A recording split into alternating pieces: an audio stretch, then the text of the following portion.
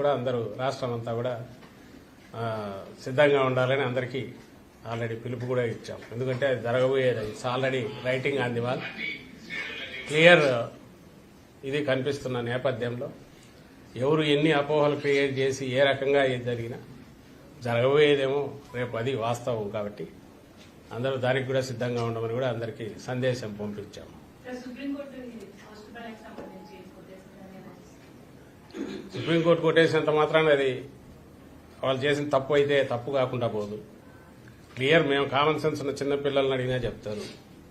నువ్వు రూల్ ఒకటి ఫిక్స్ చేసుకున్నావు. ఎలక్షన్ కమిషన్ పోస్టల్ బ్యాలెట్కి సంబంధించి అటెస్ట్ చేసిన అధికారి డీటెయిల్స్ ఏదో సీల్ రూపంలో కానీ ఆర్ డీటెయిల్స్ పెన్తో రాసి కానీ ఉండాలన్నారు. ఎందుకన్నారు? ఒక ఉద్యోగి ఎక్కడో పోయి పనిచేస్తుంటే అక్కడ చేసిన అతని వివరాలు తెలియకుండా ఊరికి సంతకం ఉంటే అది ఎవరి సంతకం కూడా తెలియదు. ఇది లాస్ట్ జూలైలో రిలీజ్ అయిన వాళ్ళ గైడ్ లైన్స్. దానికి విరుద్ధంగా దాన్ని చేంజ్ చేయకుండా దేశమంతా కాకుండా ఒక ఆంధ్రప్రదేశ్లో మాత్రమే సంతకం ఉంటే చాలు అని ఒకటి పెట్టారు. ఇది కూడా ఏది తెలుగుదేశం పార్టీ వాళ్ళు వెళ్ళి బ్యాలెట్ పేపర్ చూస్తే సరిపోతుంది, ఇవేం అక్కర్లేదని వాళ్ళు రిక్వెస్ట్ చేశాక వీళ్ళు మార్చారు ఈసీ. దాంట్లో క్లియర్గా బ్లాటెంట్ వయలేషన్. నీ ప్రొసీజర్స్ నువ్వు ఫామ్ చేసుకున్న రూల్సే నువ్వు వైలేట్ చేస్తుంది ఈసీ.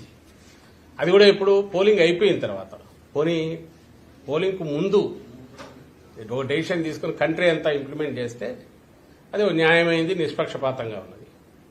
పోలింగ్ అయిపోయింది, కౌంటింగ్ దగ్గరికి వచ్చాక అది ఒక స్టేట్లో ఇక్కడ మాత్రమే ఇలాంటి ఎగ్జామ్షన్ ఇవ్వడం అనేది విడ్డూరంగా కనపడుతుంది, అనుమానాస్పదంగా కూడా ఉంది.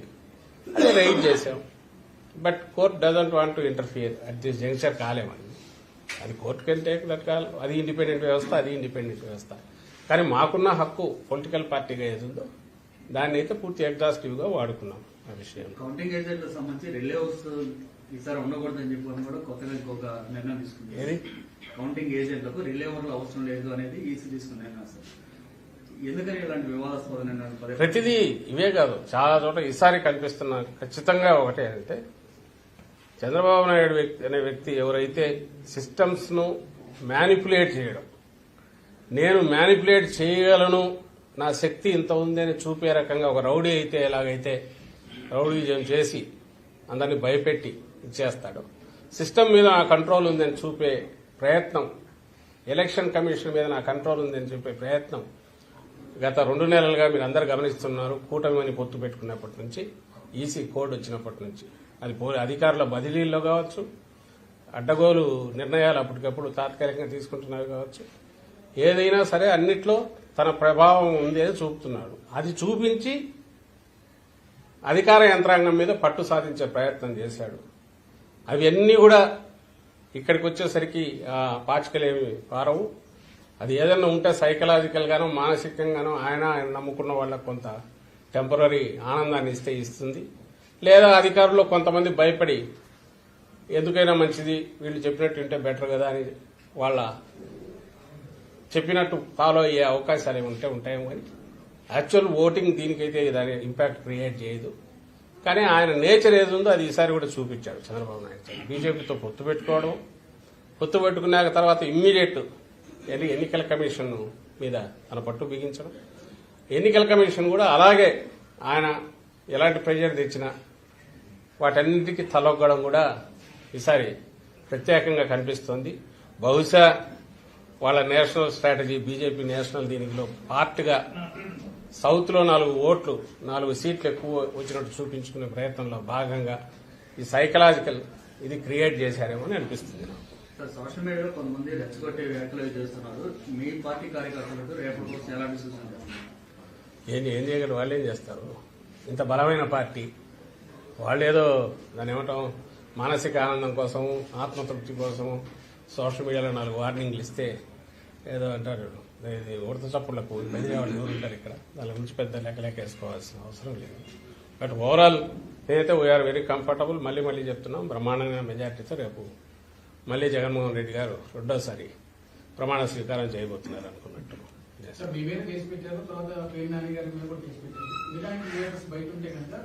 కౌంటింగ్ కూడా ఇబ్బంది వచ్చేటువంటి పరిస్థితి ఉందని టీడీపీ కామెంట్ చేస్తుంది, ట్రోల్స్ కూడా చేస్తుంది. అవును, అదేదో కోర్టు ఇచ్చింది. కోర్టు డెసిషన్ దాని ప్రకారం పోవాల్సి వస్తుంది. మాకు సంబంధించిన వాడు కేసు పెట్టి చంద్రబాబు నాయుడు మీద కూడా మా వాళ్ళు కేసు పెట్టారు. అవేముంది కేసులు, దాని కేసులు నడుస్తుంటాయి.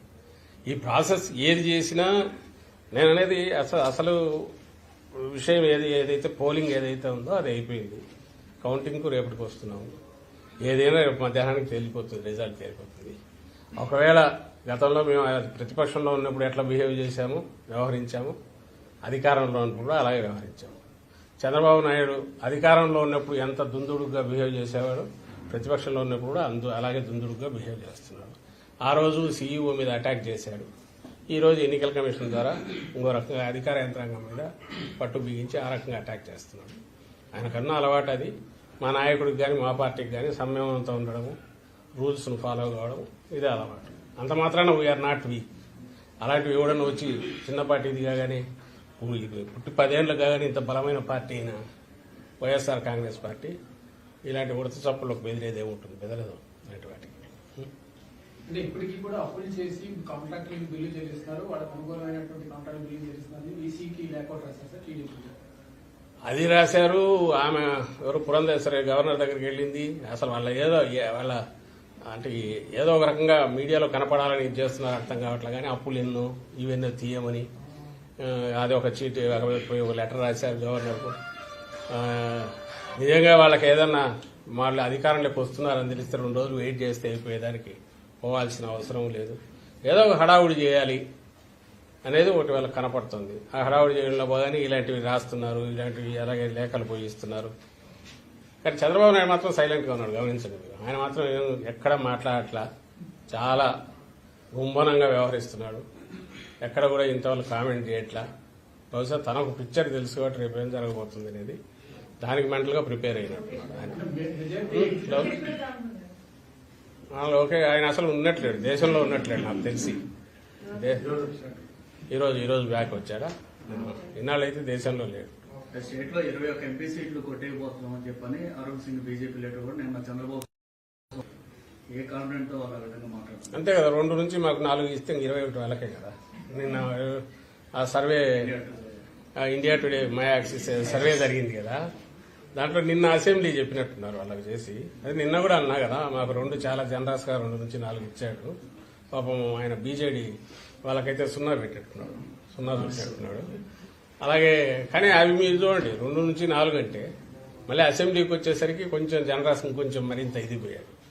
కానీ అసెంబ్లీ లెక్కలే మీరు చూస్తే మై యాక్సిస్ అనే దాంట్లో మరి జనసేనకు ఎవరో నాకు మార్నింగ్ గుర్తు చేశారు, 7% ఓట్ షేర్ ఇచ్చాడు. జనసేన పోటీ చేసింది 21 సీట్లలో. 21 సీట్లలో 7% ఆఫ్ టోటల్ పోల్డ్ ఓట్స్ అంటే వాళ్ళకు ఆ 21 సీట్లలో 61% వాళ్ళకు పోల్ అయిండాలి. అంటే 21 సీట్లలో 61% పోల్ అయితే అది టోటల్ ఓట్స్ లో 7% అవుతుంది. అది ఏమన్నా అది లెక్కేనా? అంటే వారికి ఏ లెక్కలు వేసుకుని కలపాలను చూస్తే ఎట్లా చేసినా కుదరట్లేదు అనుకుంటా. ఆ 400 400 20 అని ఎందుకు తెలియదు కానీ 400 దగ్గర అయినారు. అక్కడికి పోవడం కోసం స్ట్రెచ్ చేసిన దాంట్లో మన ఏపీలోనే చూస్తే వైఎస్ఆర్ కాంగ్రెస్ పార్టీకి 44% ఓట్ షేర్ ఇచ్చాడు. సీట్లు ఎన్ని ఇచ్చాడా? 55 నుంచి 77 ఇచ్చాడు. 42% వచ్చినోడికి ఎన్ని ఇచ్చినాడు? టీడీపీకి నాకు గుర్తుండి 78 నుంచి 96 ఏమో ఇచ్చినట్టున్నాడు. సో జనసేనకైతే ఈ సీట్లో వాళ్ళకి 61% వస్తే 7% టోటల్ వస్తుంది. అంటే ఏమైనా లెక్కలు కుదిరేవైనా పొందికి కుదురుతుందా? దానికి ఏమన్నా ఒకందుకు థ్యాంక్స్ చెప్పాల్సింది ఏంటంటే వాళ్ళ ఆ ఫిగర్స్ ఇచ్చిన చూసి జనం నవ్వుకునేట్టున్నాయి కాబట్టి పెద్ద దానిల మీద అంత మాట్లాడాల్సిన అవసరం లేదు. దాన్ని చూసి వీళ్ళు నిన్నటి నుంచి సంబరాలు చేసుకుంటున్నారనేది మా దృష్టికి వచ్చింది. నేను నిన్న అన్నట్టు ఈరోజు చేసుకోవచ్చు, రేపు పొద్దుంతో 8:30 9 వాళ్ళ దుకాణం బంద్ అయిపోతుంది. మెజారిటీ పోల్స్ అన్ని కూడా టీడీపీకి అనుకూలంగా వచ్చింది. కూడా కొంత మ్యానిపులేట్ చేసినట్టుగా కూడా కనిపిస్తుంది. టీడీపీకి అనుకూలంగా రావడం కంటే కూడా నేషనల్ బీజేపీ దాంట్లో పార్ట్గా మేము వారం 10 రోజుల నుంచి చెప్తున్నాం. నార్త్ పోతుంది, సౌత్ లోంచి ఏదో తెచ్చుకోవాలి, 400 అన్నారు కాబట్టి 400 దగ్గరికి రీచ్ కావాలనే ప్రయత్నం. అందులో భాగంగా ఎగ్జిట్ పోల్స్ అన్ని కూడా దానికి తగినట్టే మేనేజ్ చేస్తూ వచ్చింది. చంద్రబాబు ఆ కూటమిలో పార్ట్ అయినందువల్ల అతని దాన్ని కలుపుకొని దీంట్లో కూడా అక్కడ ఇచ్చారనేది కనపడుతుంది క్లియర్గా. చంద్రబాబు గారు కూటమిలో పార్టీ బీజేపీ కాకపోతే బహుశా ఈ ఫిగర్స్ వచ్చేవి కాదు. వాళ్ళ కూటమికి రావాలా, బీజేపీకి 400 కావాలా, దాంట్లో పార్ట్గా అసెంబ్లీ ఇవ్వకపోతే మరీ అసహ్యంగా ఉంటుంది. కాబట్టి అసెంబ్లీ కూడా కొంత పెంచినారేమో అనిపిస్తుంది. టార్గెట్ అయితే అది ఉన్నట్టు. బట్ ఇక్కడ గ్రౌండ్ రియాలిటీస్ తెలిసి ఇక్కడ రెగ్యులర్ సర్వేలు చేసే వాళ్ళు ఎవరు చూసినా ట్రెండ్ అయితే వైఎస్ఆర్ కాంగ్రెస్ పార్టీకే ఇస్తూ వచ్చారు. అండ్ మేము మళ్ళీ చెప్తున్నాం, we're not happy with the trend. అది కూడా కాదు, మాది ఓవర్వెల్మింగ్ మెజారిటీ ఉంటుంది. బ్రహ్మాండమైన మెజారిటీతో జనం బ్లెస్సింగ్స్తో రేపు రిజల్ట్స్ ఫైనల్ గా రాబోతున్నాయి. మోడీ పథకాలు ఏపీలో ఇంపాక్ట్ చూపించింది. చంద్రబాబు అరెస్ట్ అనేది వైఎస్ఆర్ కాంగ్రెస్ పార్టీకి వ్యతిరేకంగా మారిందని యాక్సిస్ ఇండియా అనాలిసిస్ ఉంది. అనాలిసిస్ ఏం చెప్తారు? అది ముందు వాడు ఏదో అంటాడు, రిజల్ట్ రాసుకొని దాన్ని బట్టి అనాలిసిస్ అని చేసుకుంటూ వచ్చారు. చంద్రబాబు అరెస్ట్ ఎక్కడ చిన్న పిల్లోడన్నా రోడ్డు మీదకి వచ్చాడా, ఏదైనా జరిగింది? అసలు చంద్రబాబు చెప్పుకున్నాడా? ఎన్నికల ప్రచారంలో ఎక్కడైనా చంద్రబాబు అరెస్టు గురించి కానీ ఇంకొకటి కానీ ఎక్కడైనా ఒక ఇష్యూగా ఎక్కడైనా కనిపించిందా? ఇవన్నీ కూడా మీరు మనందరం దీనికి సాక్షులం. మేమున్నాము, మీరున్నారు, మీడియా అంతా ఉంది, ప్రజలు ఉన్నారు. ఆయన ప్రచారంలో ఎంతసేపు జగన్మోహన్ రెడ్డి గారిని తిట్టడం తప్ప అలాగే ల్యాండ్ టైటింగ్ యాక్ట్ ఇట్లాంటివేవో తీసుకొని సంబంధం లేదు తీసుకురావడం తప్ప ఏ రోజన్నా ఇది ఒక అంశమైందా, లేదా అదేది మన ఆయన ఇచ్చిన హామీల గురించి ఒక అంశమైందా? ఏది కాలేదుగా. అసలు ఆయన అరెస్ట్ అయిన రోజులు ఎక్కడన్నా ఒక చిన్నపాటి ప్రొటెస్ట్ అన్నా జరిగిందా? ఎవరన్నా పట్టించుకున్నారా ఆయన అరెస్ట్ గురించి? అదే రెండవది, అది సిస్టమ్ చేసిన అరెస్టు, కోర్టు విధించిన రిమాండ్, దానికి సంబంధించి ఎందుకు అవుతుంది? ప్రజలు దీన్ని ఎందుకు చూపిస్తే ఆయన బయటికి రాగానే నీరాజనాలు పట్టిండాలి. ఎక్కడ పెట్టారు? ఎక్కడొచ్చారు? జగన్మోహన్ రెడ్డి గారికి పెట్టారు. జగన్మోహన్ రెడ్డి గారు సిద్ధం సభల పేరు మీద జరిగితే ఎంటైర్ వరల్డ్ అటువైపు చూసింది. అంతగా జనం వచ్చారు, మీరు గమనించారు. ఆయన చేసిన లాస్ట్లో మొత్తం ఆల్మోస్ట్ 140 కాన్స్టిట్యుయెన్సీ పైన ఆయన విజిట్ చేస్తే దాదాపు అన్ని రకాల పద్ధతుల్లో ఎట్లా తరలి వచ్చారనేది చూశారు.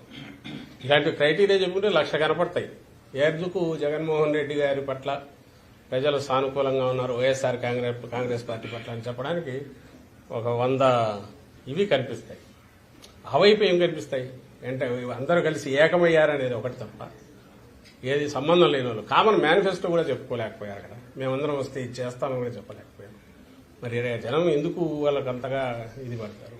ఎక్సెప్ట్ వాళ్ళు తయారు చేసుకున్న వండుకున్న ఎగ్జిట్ సర్వేలో తప్ప వేరే రకంగా అది కనపడేది కూడా కాదు. అది చేసిన